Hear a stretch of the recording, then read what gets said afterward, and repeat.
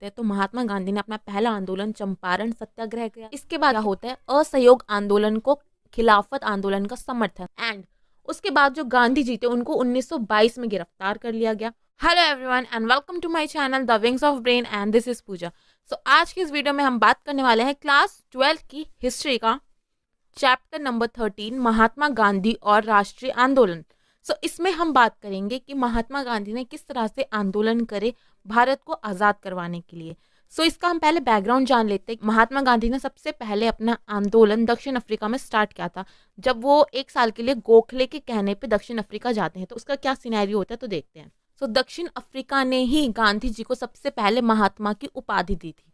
गांधी जी ने अपना पहला सत्याग्रह मतलब अहिंसात्मक रूप से आंदोलन दक्षिण अफ्रीका में शुरू किया था।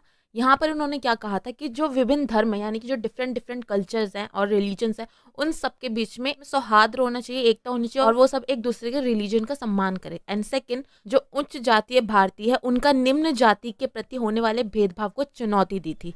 यहाँ पे उनका कुछ इस तरह का सिनेरियो रहता है कि वो विभिन्न धर्मों के बीच में सौहार्द और प्रेम की बात करते हैं। सेकंड, जो भेदभाव होता है जातियों के बीच में वो उसको एक चुनौती देते हैं। जब महात्मा गांधी भारत में आते हैं तब की यहाँ पे हम बात करते हैं। अब गांधी जी दक्षिण अफ्रीका से भारत आए तो उन्होंने अपना पहला भाषण 1916 में दिया था हिंदू विश्वविद्यालय में। जब गांधी जी यहाँ पे अपना पहला भाषण देते हैं इसमें वो मजदूर किसानों के हितों की रक्षा करते हैं। यहाँ पे वो ये भी कहते हैं कि अगर इंडिया को अगर आज़ादी मिलेगी वो तभी मिलेगी जब मजदूर किसान अमीर वर्ग ये सब लोग एकजुट हो जाएं। नेक्स्ट हम बात करते हैं कि स्टार्टिंग के जो आंदोलन होते हैं महात्मा गांधी ने भारत में कैसे करे थे। प्रारंभिक आंदोलन की हम यहाँ पे बात करते हैं तो महात्मा गांधी ने अपना पहला आंदोलन चंपारण सत्याग्रह किया था जिसमें उन्होंने नील उत्पादकों द्वारा किसान पर किए गए कठोर नीति का विरोध किया।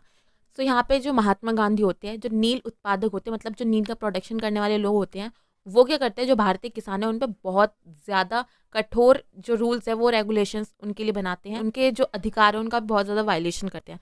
यहाँ पे गांधी जी ने उनके द्वारा की जा रही इस नीति का विरोध किया था। सेकंड, गांधी जी ने आंदोलन किया था अहमदाबाद और खेड़ा में। बात करते हैं हमारे सबसे बड़े आंदोलन की, असहयोग आंदोलन। अहमदाबाद में कपड़े की मिल में काम करे लोगों की बेहतर सिचुएशन के लिए उन्होंने आवाज उठाई। और नेक्स्ट आंदोलन महात्मा गांधी ने खेड़ा में किया था जहाँ पे जब फसल खराब होती है तो राज्य से महात्मा गांधी के द्वारा मांग की जाती है कि वो किसानों के जो कर हैं मतलब जो उनके टैक्स हैं उसको माफ करे। कुछ इस तरह से महात्मा गांधी भारत में अपने पहले कुछ आंदोलन स्टार्ट करते हैं। बात करते हैं हमारे सबसे बड़े आंदोलन की, असहयोग आंदोलन। आपको इस चैप्टर में 3 तरह के आंदोलन पढ़ने हैं। पहला तो हम यहाँ पढ़ रहे हैं असहयोग आंदोलन। सेकंड, हम पढ़ेंगे दांडी मार्च, सविनय अवज्ञा आंदोलन और नमक आंदोलन। ये तीनों एक हैं। एंड जो नेक्स्ट हमारा आंदोलन होगा वो हो भारत छोड़ो आंदोलन। ये 3 तरह के सबसे बड़े आंदोलन होते हैं जो कि महात्मा गांधी के द्वारा भारत में किए जाते हैं। नेक्स्ट हम बात करते हैं असहयोग आंदोलन गांधी जी ने स्टार्ट किया अंग्रेजों के अगेंस्ट। इसके पीछे के क्या रीजंस थे? फर्स्ट इसका रीजन है फर्स्ट वर्ल्ड वॉर। सेकंड है रॉलेट एक्ट जो कि अंग्रेजों द्वारा बनाया गया एक एक्ट था। थर्ड है जलियांवाला बाग हत्याकांड और फोर्थ है स्वराज्य मतलब कि कांग्रेस के द्वारा यहाँ पे सबसे पहले मांग की गई अब इंडिया को आज़ाद होना चाहिए, मतलब हमें हमारा खुद का राज्य मिलना चाहिए। फर्स्ट वर्ल्ड वॉर चल रहा होता है 1914 से 1918 के बीच में। इसके बाद क्या होता है, जो अंग्रेज होते हैं वो एक एक्ट लेकर आते हैं जिसे रॉलेट एक्ट कहा जाता है। इसमें क्या होता है, अंग्रेजों ने जो उस टाइम पे प्रेस है न्यूज़पेपर है इन सब पे प्रतिबंध लगा दिया और बिना मुकदमे के जो लोग थे उनको जेल में डालना शुरू कर दिया। अंग्रेजों के इस एक्ट के द्वारा उस टाइम पे राजनीतिक गतिविधियां चल रही थी उन सबको कुचला गया। लोगों के राइट्स का बहुत ज़्यादा वायलेशन किया जाता है अंग्रेजों के द्वारा। गांधी जी को जब इसके बारे में पता चलता है तो वो इसके विरुद्ध क्या करते हैं, रॉलेट सत्याग्रह की शुरुआत करते हैं। अब इस रॉलेट सत्याग्रह में गांधी जी और जो लोग हैं उनके द्वारा क्या किया गया, पहला जो रॉलेट एक्ट के विरोध में अनेक जगह पर हड़तालें की जाने लगी। फर्स्ट वर्ल्ड वॉर के दौरान क्या होता है, अंग्रेज पंजाब के बहुत से लोगों से वादा करते कि अगर आप हमारी हेल्प करोगे तो हम आपको इनाम देंगे। यहाँ पे पंजाब के बहुत से लोगों ने अंग्रेजों की हेल्प की थी और इस सर्विस के बदले वो इनाम की आशा कर रहे थे, लेकिन वह अंग्रेजों के खिलाफ हो गए।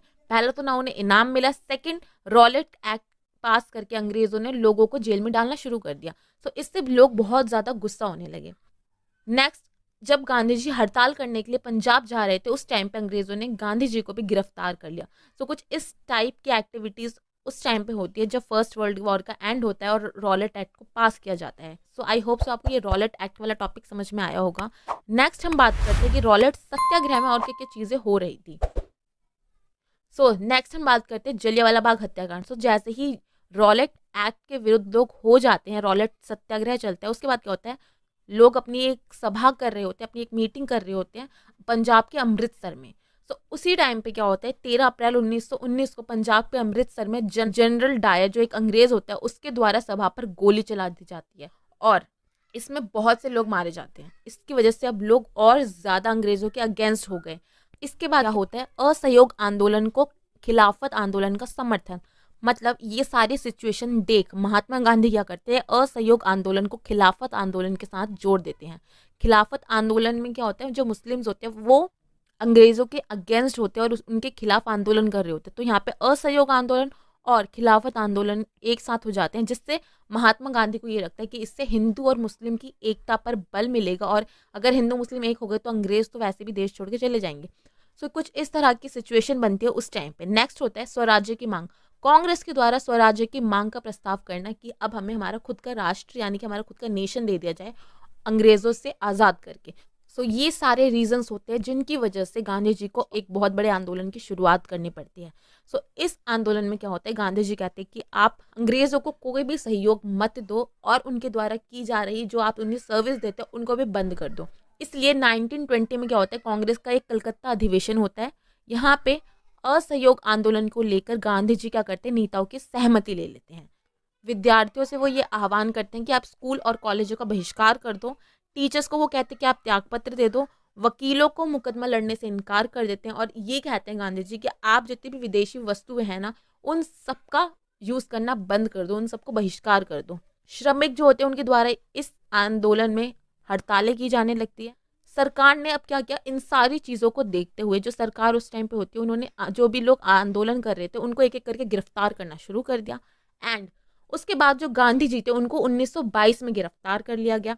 सो 1922 में क्या होता है, चौरी चौरा एक जगह होती है, यहाँ पर भीड़ का पुलिस स्टेशन पे आक्रमण करना। मतलब जो आंदोलन करता होते हैं वो क्या करते हैं, पुलिस स्टेशन पे आक्रमण कर देते हैं। अंग्रेज़ों के द्वारा की गई जो एक्टिविटीज़ थी, जो भी गिरफ्तारी थी, जलियांवाला बाग में जो है लोगों पे गोली चलाने वाली बात थी, इससे लोग बहुत ज़्यादा गुस्से में थे।